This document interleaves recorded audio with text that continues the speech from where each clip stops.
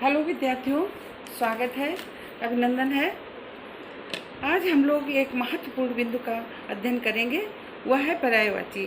इसके अंतर्गत पर्यायवाची शब्द क्या हैं, कितने प्रकार के हैं तथा उस पर आधारित वस्तुनिष्ठ प्रश्न पढ़ेंगे।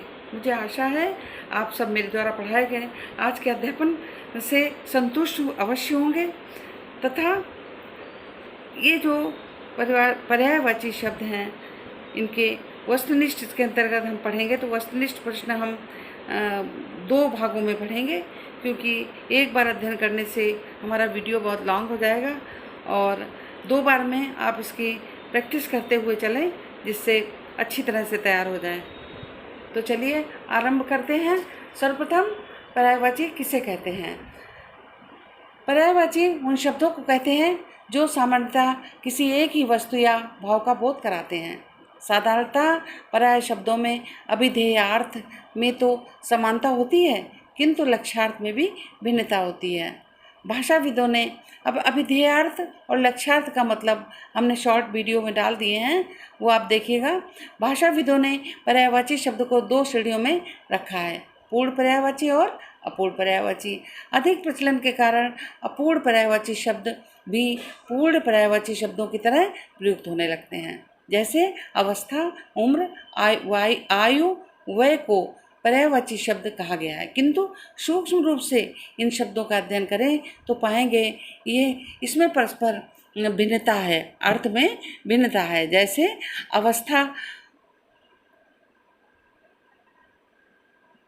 अवस्था माने जो बीत चुका हो। ये गलत हो गया, डाउनलोड का ये नहीं होना चाहिए, बीच में बोला होगा, कुछ डिस्टर्ब हो गया है। अवस्था वह भाग है, अवस्था वह भाग है जो बीत चुका है।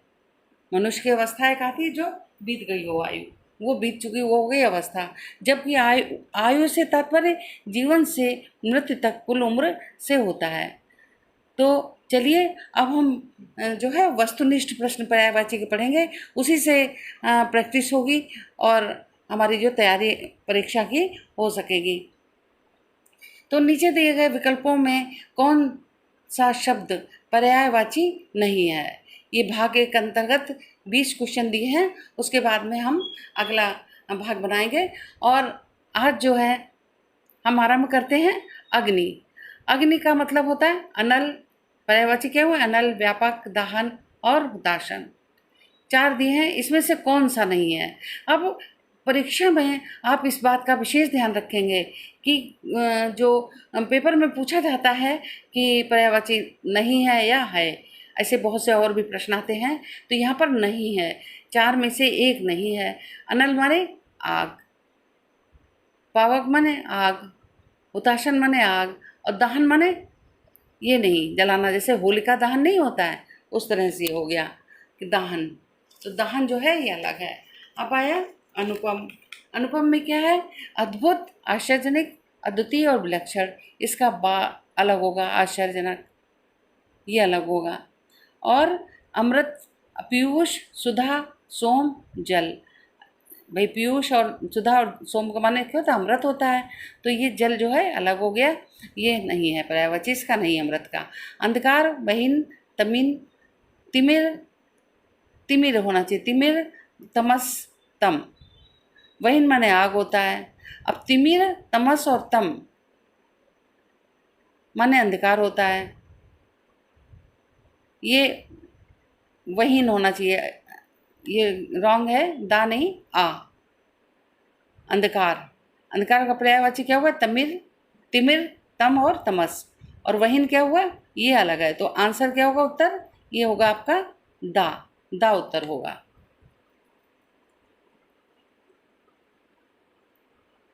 फिर अतिथि। अतिथि में आगंतुक, पाहुन, अज्ञेय, अभ्यागत। आगंतुक माने अभी आया हुआ, पाहुन भी होता है वही आगंतुक, अभ्यागत भी आगंतुक होता है, अतिथि होता है, पाहुन भी अतिथि होता है। अज्ञेय नहीं होता है। अज्ञेय जो है ये होता है, अज्ञेय माने पहले होता है, तो ये अतिथि नहीं होता, पर्यायवाची नहीं है। अहंकार माने मद, ईर्ष्या, दंभ, अभिमान। तो अब इसमें अहंकार का पर्यायवाची क्या है? नहीं है, ईर्ष्या नहीं है। मद माने अहंकार होता है, दम माने होता है, अभिमान माने होता है, तो ये अहंकार हो गया। ईर्ष्या जो अलग है, ये तो पर्यायवाची अहंकार का नहीं है। अनुरोध, आग्रह, याचना, विनती, निवेदन, इसमें आग्रह, आग्रह जो है ये अनुरोध का पर्यायवाची नहीं है। आग्रह माने होता है अधिकार पूर्वक प्रार्थना की गई प्रार्थना। याचना माने मांगना, विनती होती है, निवेदन होता है। तो ये मतलब मांगने की तरह होता है, झुककर होता है। लेकिन आग्रह जो है हम किसी से पूरे अधिकार के साथ कहते हैं, प्रार्थना करते हैं कोई चीज़ लेने की, तो वो होता है आग्रह। तो ये अलग हो गया, अनुरोध नहीं है। अनुरोध का पर्यायवाची आग्रह नहीं है। अपमान, अनादर, तिरस्कार, अवज्ञा, अपेक्षा, चार हैं तो अपेक्षा नहीं है। अपमान का जो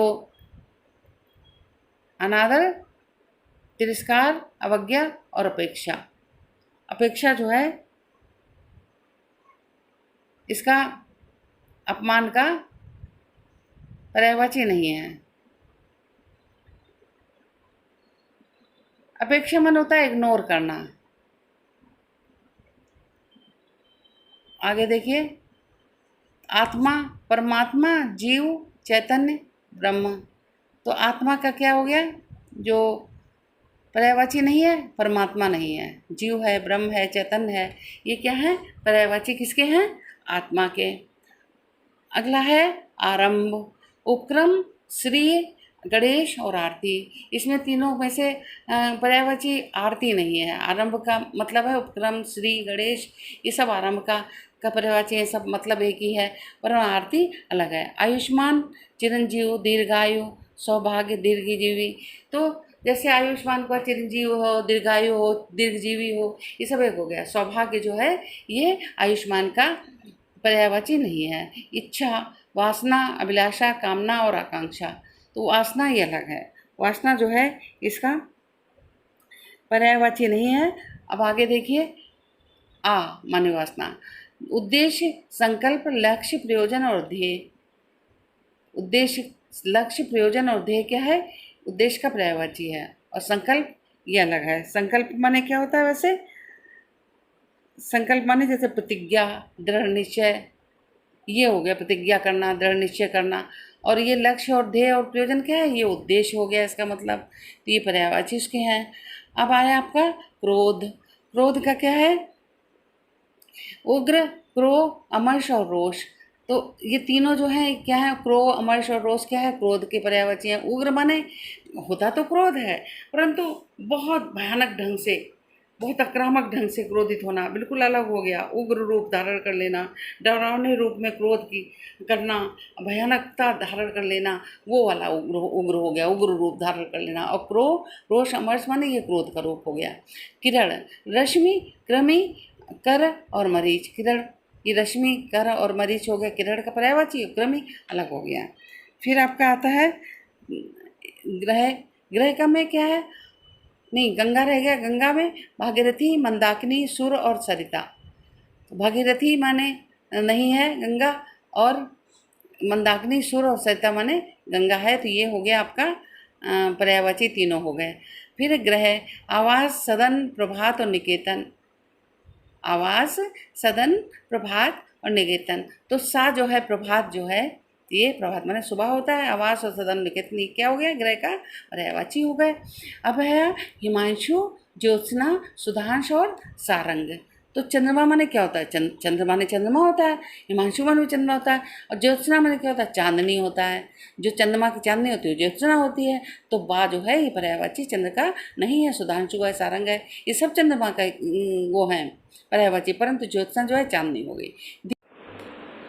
तो ये आप लोगों के पर्यायवाची किसे कहते हैं, पर्यायवाची के भेद और वस्तुनिष्ठ प्रश्न जो आपकी प्रैक्टिस के लिए हमने दिए हैं, इनको तैयार कीजिए। अगले वीडियो में हम फिर मिलते हैं।